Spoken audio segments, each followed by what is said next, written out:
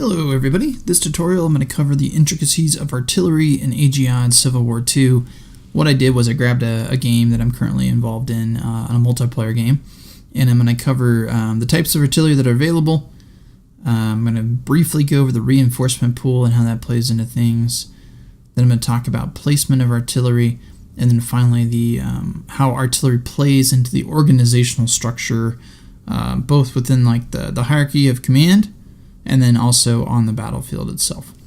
So from left to right, you can see what I've done is I've grabbed the recruitment tab and I've gone for all and then artillery. And from left to right, we get the strongest artillery versus the weakest artillery.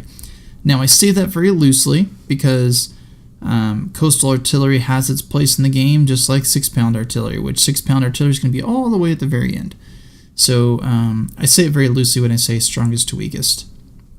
But you do have coastal artillery, siege artillery, then you have 20-pound artillery, which is these silver ones. You have 12, which usually tells you on the bottom here, which is your bronze. Then you have your 10-pound, which is your, again, silver. And then you have your 6-pound, which is going to be down here. 6 pounds either going to be horse artillery or non-horse artillery. So what does that all mean? Well, it basically means that each artillery type has its own strengths and weaknesses. So first, let's cover coastal artillery very briefly. Coastal artillery is exactly what it says, right? It's for the coastal defenses to shoot navies. It doesn't do all that great against infantry. It's almost impossible to move.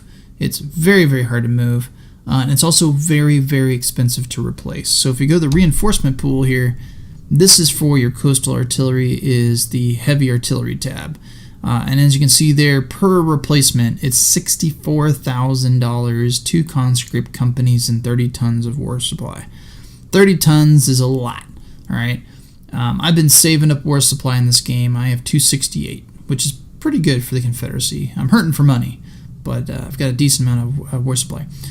So coastal artillery takes up a lot of heavy artillery, and therefore it's just not practicable for the Confederacy. However, it's very good at shooting enemy fleets and ships and whatnot, and that's why they're pretty good to have on the Mississippi at least.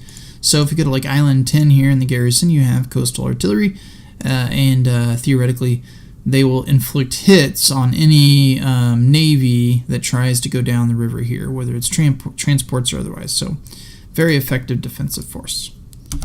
Now your siege artillery is exactly that. It's very good for sieging towns or forts or cities or whatever it might be that you are sieging. So for example, over here at Fort Henry / Donaldson, this would be a good place for Grant to use some siege artillery, because when you attack a town, you lay siege to it. And so let's see, I think I might have somebody's besieged. No, I resolved that, so we're good. I don't think we actually have any sieges going on. But you get that little artillery icon, kind of like this, but it'll be an artillery icon. That'll tell you are besieging a town, and then every turn that goes through, there's a likelihood that you will inflict a damage to the walls of the fort or whatnot, creating a breach, which will then allow you to successfully attack. Fort Henry and Donaldson, good place to use. You can see there's a little fort thing right here that'll tell you that the city has a redoubt or fort or whatever it might be. So that's for siege artillery. Now, the downsides of siege artillery are, again, they're expensive. Notice they're 42 war supply instead of 30, and 86 money, so even more money than your coastal artillery, or sorry, a little bit less, but wait, why is that 52 war supply? Wow, okay. Anyways, I was totally off on my math. But they're very expensive, and they're very difficult to move. So if we go over to the tab here for mobility, they are wheeled, but they are slow, which is very much an understatement. You basically need railroads or a fleet of transports to move these things.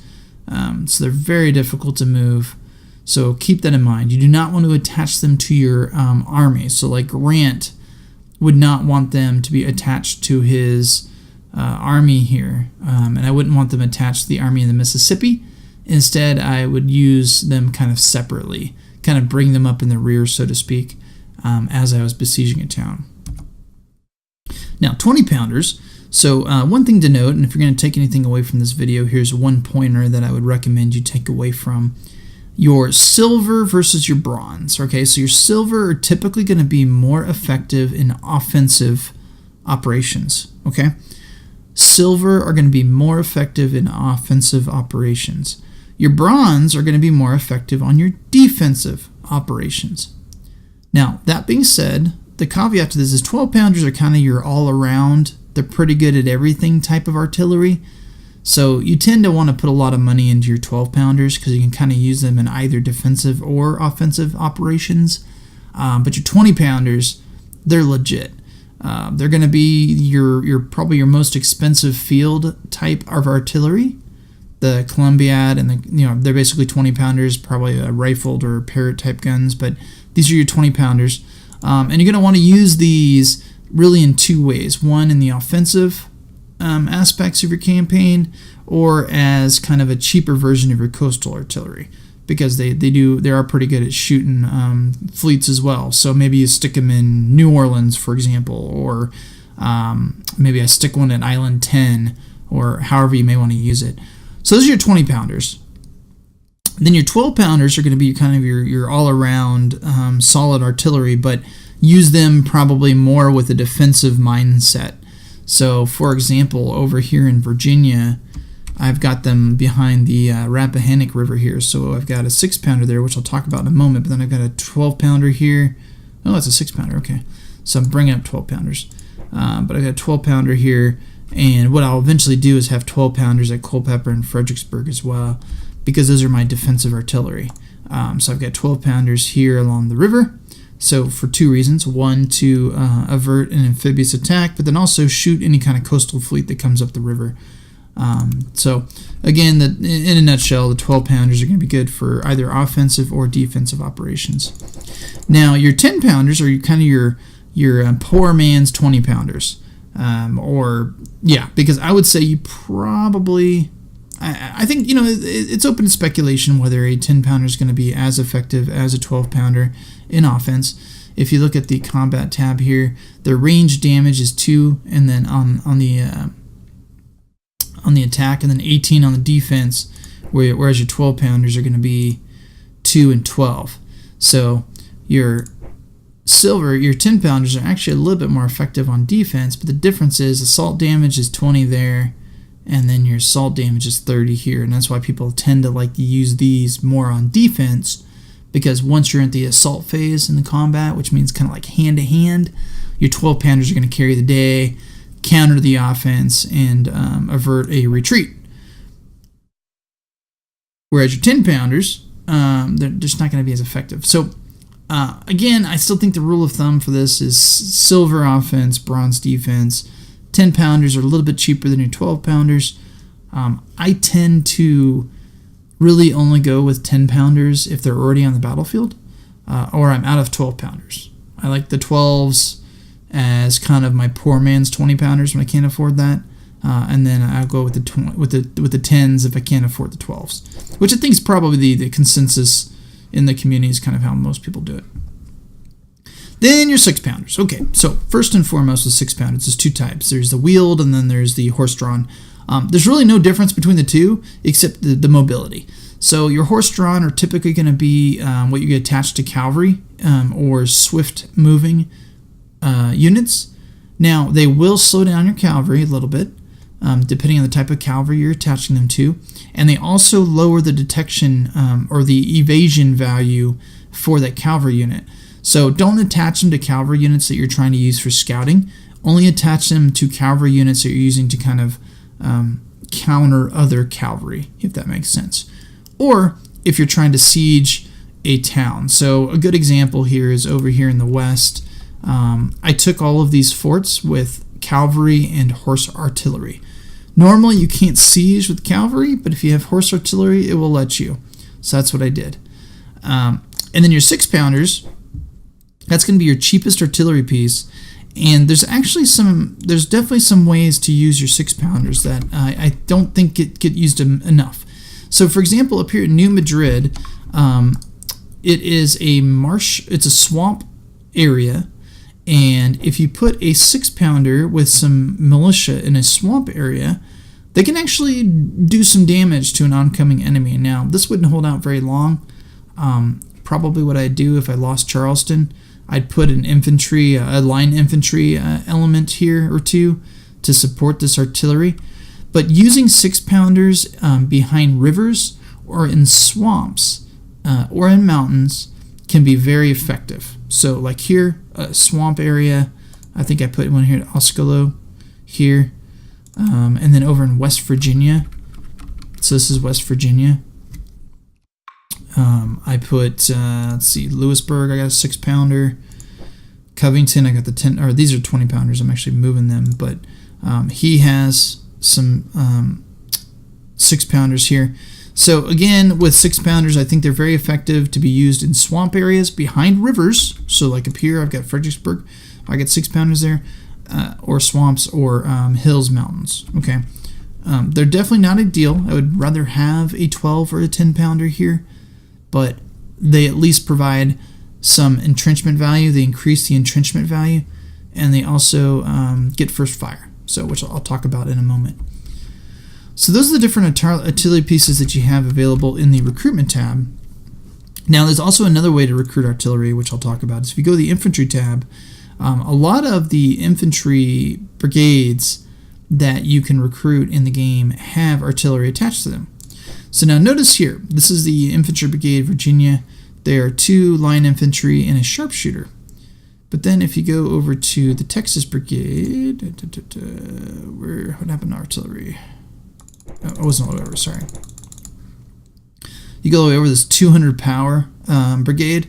They've actually got 2 artillery pieces embedded into their brigade. So 6-pounders and 12-pounders. Tennessee, they've got a 6-pounder. Arkansas, they got a 6-pounder. Be aware of that, because I'm going to talk about that in a moment. It's very, very important that you understand that purchasing infantry brigades with artillery built into it can have some negative ramifications that you may not initially understand, which I will talk about in a moment. So really cool though, really quick before we jump into that though, with the reinforcement pool, light is going to be your 6-pounders. Field is going to be your 10 and your 12, and then heavy is going to be your 20s. Okay, so that's really important too, because like for example, I got some 20s going on here that I want to build, and I don't have any replacement chits for those 20-pounders yet. So just be aware that your 20-pounders are going to use heavy, as it tells you here, 20-pound Parrot. It's going to use heavy, and so you're going to have to invest.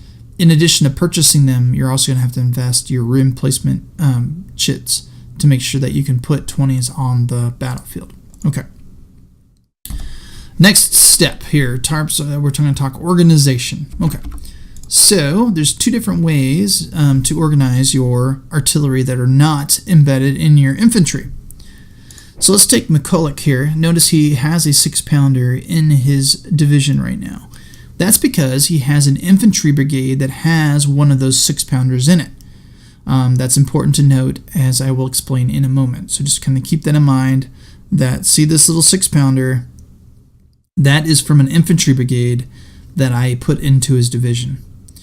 These, on the other hand, are separate independent artillery pieces that we purchased through that purchase tab, or were put on the battlefield through events.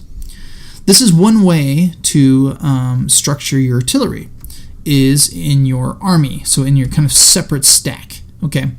Now, there's differing opinions on how to do this, so I'm not saying one way is better than the other. I'm just kind of throwing this out there to let you know there's 2 different ways really to structure your artillery. This is one way, is separate stack. So you've got Forrest, who has his division, and in his division he has these different infantry elements, regiments, and then he also has 4 artillery pieces under his command, because each one of these infantry brigades had one or two of those artillery elements within it, right? And then McCulloch has 1 artillery piece in his division. And then otherwise, you have Joseph E. Johnston, who is supervising these different artillery batteries. So say we're on the battlefield fighting Grant, and Forrest is engaged, and he gets to dictate where his 4 artillery batteries go.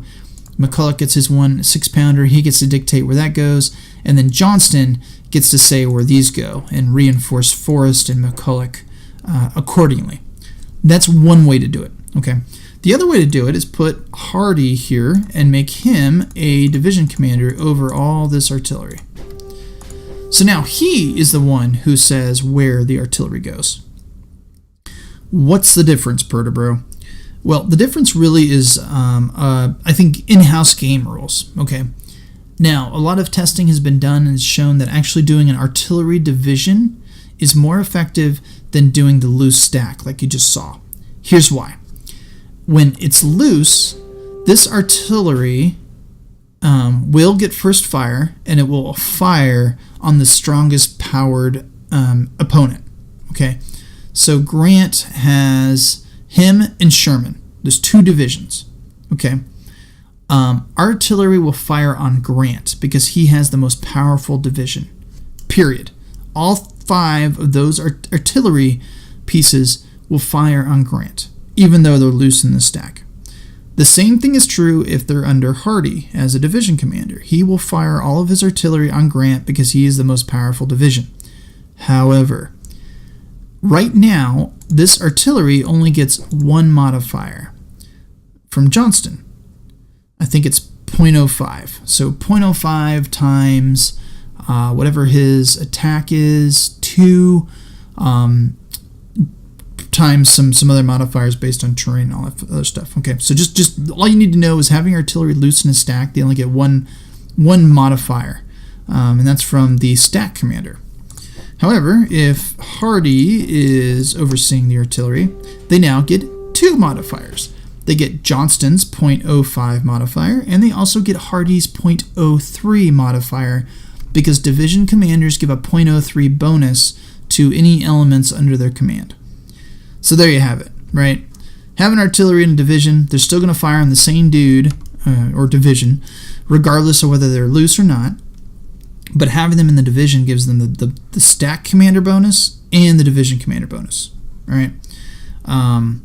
Also, another bonus to having artillery in a division is that they cannot be captured in a division. They can be destroyed, but they can't be captured. If they're loose, there's the possibility that they could be captured by the enemy. All right, so that's another bonus to having them in divisions. And then finally, just note that just because they're in a division does not mean that they're going to suffer casualties. So unless you put an infantry element or cavalry element in with your artillery division, that artillery division will not be fired upon. It might be assaulted on the hand-to-hand combat aspect, but it will not be fired upon. McCulloch and Forrest will suffer the brunt of the enemy fire. Hardy will not. So again, you ask, why the hell wouldn't you just put all your artillery in a division? A lot of people argue that historically it wasn't accurate, that there really wasn't a such thing as an artillery division, so to speak. For example, the Confederacy, after Lee restructured the army of Northern Virginia, put most of his artillery at the corps level. So you'd have, like over here, we got Pollock, right? His artillery would have been loose, and so he would have just taken, during the battles, he would have taken his core artillery and funneled it down to his divisions as necessary. All right, so that's one reason. Another reason is some people say it's kind of gamey to give your artillery that much oomph, especially for the Union, who can really overpower the Confederates with the amount of artillery they field in the battlefield. I'm not saying there's a right way or a wrong way to do it. Just know that there is a difference, and that if you're playing multiplayer, you may want to kind of establish that house rule at the forefront. I would note that AGEOD did go in and make it so the AI creates artillery divisions. So if you're playing Athena, then you probably want to be doing this artillery division aspect, just because the computer's doing it. Now that being said, if you run out of generals, then maybe you're left with a situation where you have a loose stack because you don't have Hardy here to use as a division commander, for example, right? So just know that. Now, remember how I told you to bear in mind that these infantry brigades have artillery attached to them, and to be aware of that. Why is that important? It's important because you can't concentrate all of your artillery on one target. So what do I mean by that? So we've got 5 artillery pieces here, right? They're all going to fire on Grant because he has the most powerful division between him and Sherman. However, Forrest here may engage Sherman. If he engages Sherman, he's going to use his 4 artillery pieces on Sherman because he is the one dictating what happens with these artillery pieces, and he's using them against Sherman. So what you may end up happening is if you have, say, 12 artillery pieces and they're spread between 3 different divisions, it's going to spread out your fire of your artillery. You're not going to be able to concentrate your artillery like you could if all of your artillery was either in a stack here or under a division commander. All right, so that's important, and this is kind of, hopefully this isn't too complicated, but it's important. Why?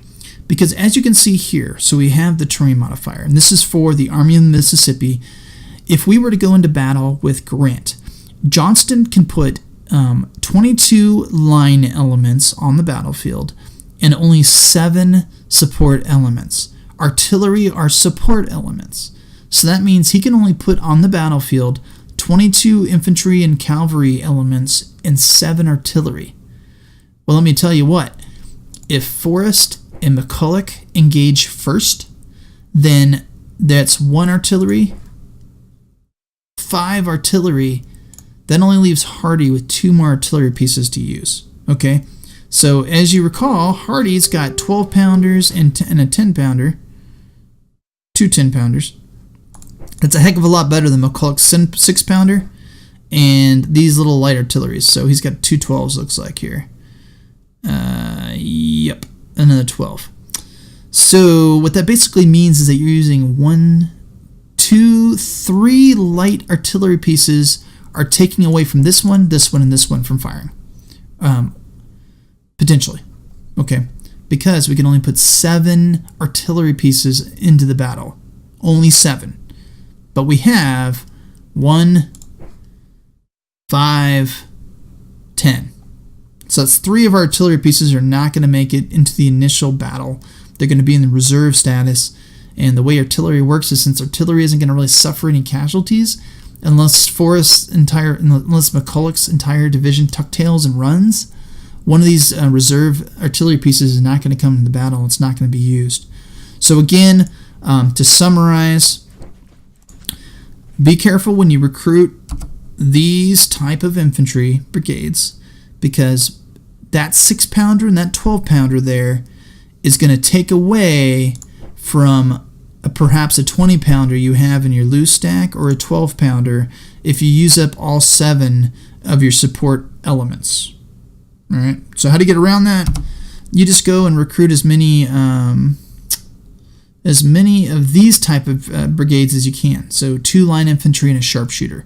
There's no artillery in there, so if you dump a bunch of these guys into a division, then all you should have is a division kind of like this, where there's only maybe 1 artillery at most, which then that means it'll free up the other 6 support elements to bring in your actual artillery, so that Hardy can do his job, right? So I actually felt the brunt of this, because when I actually went after Grant, Shelby got his butt kicked, and he took up 3 light artillery, so that got used instead of Hardy's artillery here, which would have been much more effective.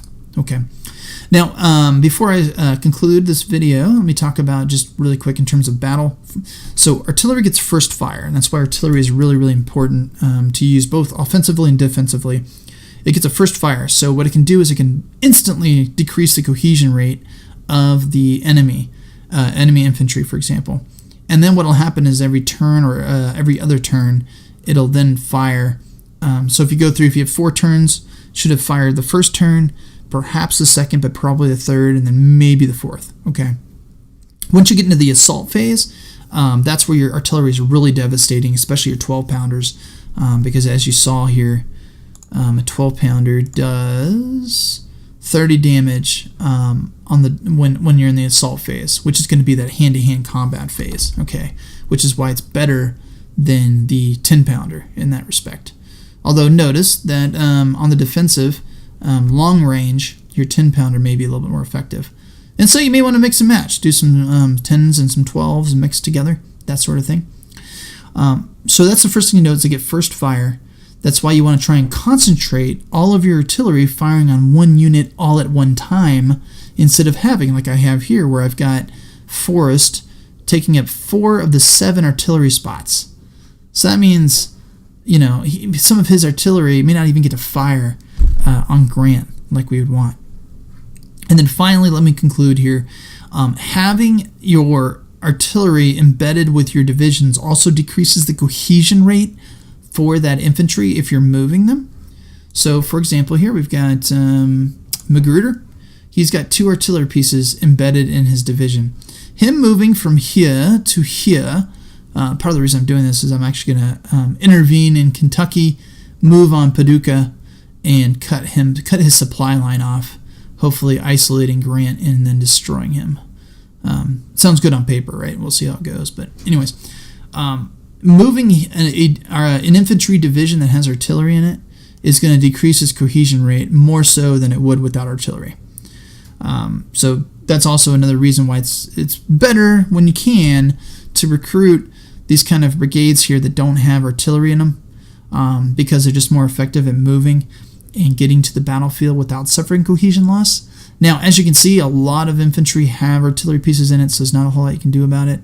But I prefer to try and burn through all the brigades that don't have artillery first, so that I can have a situation where I don't have Forrest with a bunch of artillery, so that I then can have Hardee concentrate his fire on Grant the first turn, and then so on and so forth. Especially if you've got a situation like this where you got Alexander, who I'm going to start putting a bunch of artillery under him. He has a 20% combat bonus to all artillery units in the stack.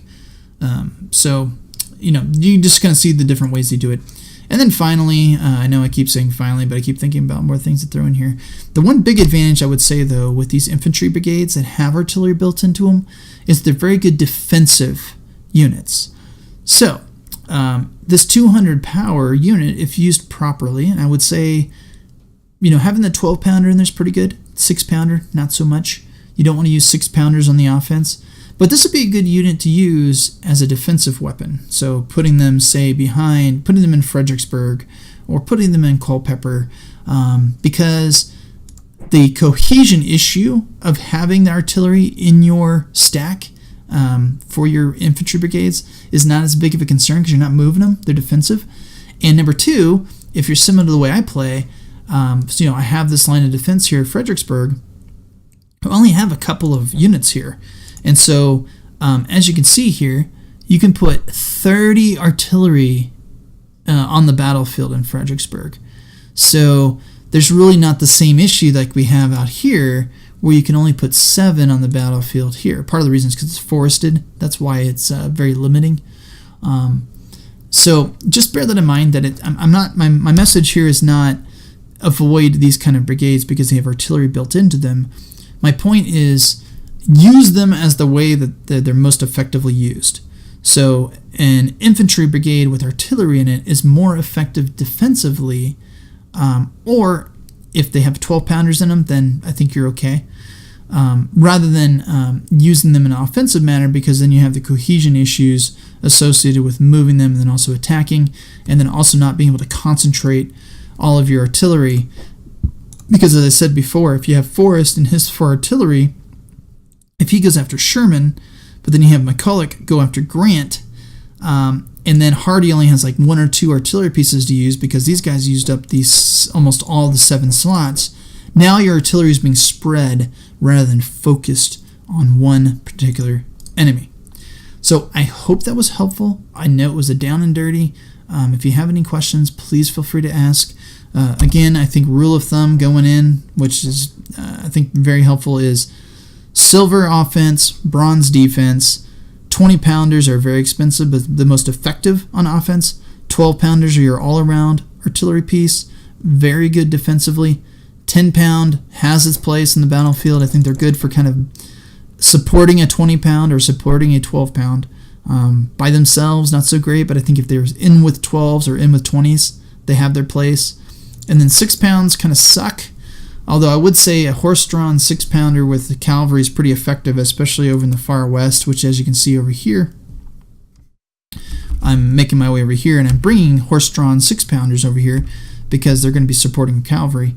And then 6-pounders behind the rivers and so forth. I would note one final thing, one benefit to 6-pounders is that you can build forts within cities if you have 4 artillery elements and 4 supply elements. So, for example, in New Orleans, we built Fort Iberville here. We did that with 4 6-pounders and a supply wagon train that had 4 supply wagons within it. And so now I can garrison that with troops, and it makes it much more difficult for my opponent to take New Orleans. So that is another advantage to 6-pounders. They're cheap, and you can put 4 of them together in a stack, put them with a supply wagon like one of... Sorry, let me find one real quick here to show you. Like this one here, has 4 supply wagons in it. And you can build a fort within your town. So I would never ever use 10-pounders or 12s or 20s to do that. Just use the 6s. That's another advantage of your 6-pounders. So I hope with that it was very helpful.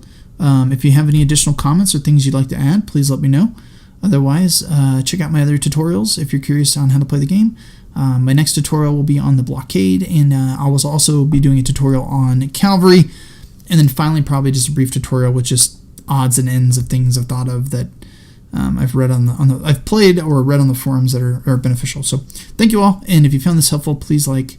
That helps other people find the video. Thank you.